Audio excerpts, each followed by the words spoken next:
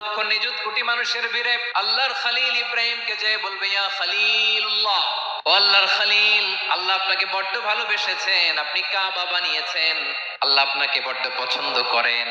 দেখেন আমাদের কি অবস্থা। আপনি যে আল্লাহর কাছে সুপারিশ করেন যেন আল্লাহ আজকে বিচার শুরু করে। আল্লাহর নবী ইব্রাহিম বলবেন আমিও পারবো না, আমি আমার জীবদ্দশায় 3টা মিথ্যা বলেছি। কয়টা?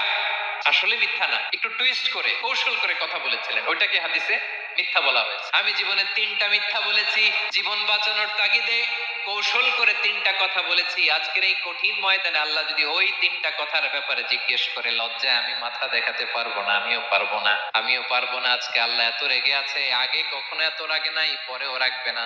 তোমরা সবাই মিলে বনি ইসরাইলের নবী মুসা আলাইহিস সালামের কাছে যাও। সবাই এবার যাবে মুসা আলাইহিস সালামের কাছে, যেয়ে বলবে ইয়া নবী আল্লাহ মুসা, আপনি ছিলেন কালিমুল্লাহ, আল্লাহর সাথে সরাসরি কথা বলতেন, রব্বুল আলামিন আপনাকে তাওরাত কিতাব দিয়েছেন, আপনি যে একটু সুপারিশ করেন। আল্লাহর নবী মুসা বলবেন মাফ করো, আমিও পারবো না, আমি দুনিয়ার বুকে ভুল করে একটা মানুষকে মেরে ফেলেছি। আমি মারছিলাম আদব শিক্ষা দেওয়ার জন্য এক থাপ্পড়, এই থাপ্পড়ে যে ওই লোক মরেই যাবে আমি জানতাম না। আজকে আল্লাহ যদি জিজ্ঞেস করে কেন মারলা, জবাব আছে।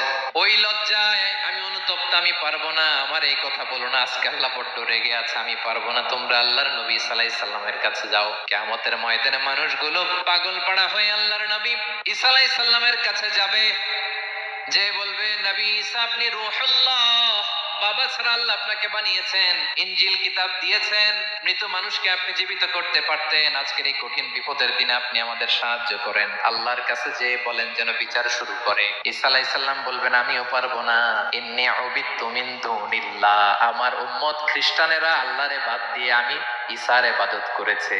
আমার মা মেরি আর আমাকে ডাকতো জেসাস ক্রাইস্ট, আমার ইবাদত করেছে। যদিও আমি আমার ইবাদত করতে বলি না, ঈসা আলাইহিস সালামও ইবাদত করতে বলেছেন একজনের, তিনি কে?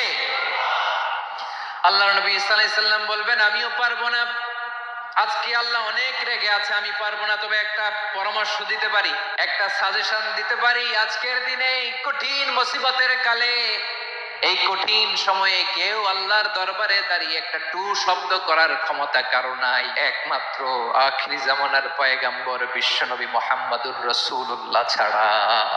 মানুষগুলো এবার আগুনের মধ্যে পানি দিলে যেমনি আগুন নিভে যায়, দাউ দাউ করা হৃদয়ে জ্বলন্ত আগুন তাদের ঠান্ডা হবে। কিয়ামতের ময়দানে ওই বিভীষিকাময় সময়ে মুসিবতের কালে মানুষগুলো পাগল হয়ে বিশ্বনবীকে খুঁজতে আরম্ভ করবে।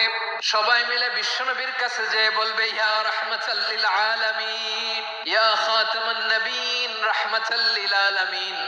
দেখেন আমাদের কি অবস্থা, কি কঠিন বিপদে আমরা আছি, দাঁড়াতে পারি না, সূর্যের আলোতে ঘেমে হয়রান। আজকে কেউ সুপারিশ করতে পারবে না।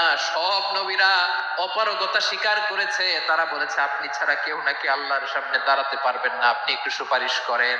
বিশ্বনবী বলবেন আসো আসো, আজকের দিনে আমি ছাড়া আল্লাহর সামনে কেউ দাঁড়াতে পারবে না। বিশ্বনবী মাকামে মাহমুদে যে আল্লাহু আকবার বলে সিজদায় লুটিয়ে পড়বেন, আল্লাহ রাব্বুল আলামিন বিশ্বনবীকে এমন কিছু চমৎকার শব্দ শিখাবেন, ওই শব্দগুলো দিয়ে আল্লাহর প্রশংসা করে বিশ্বনবী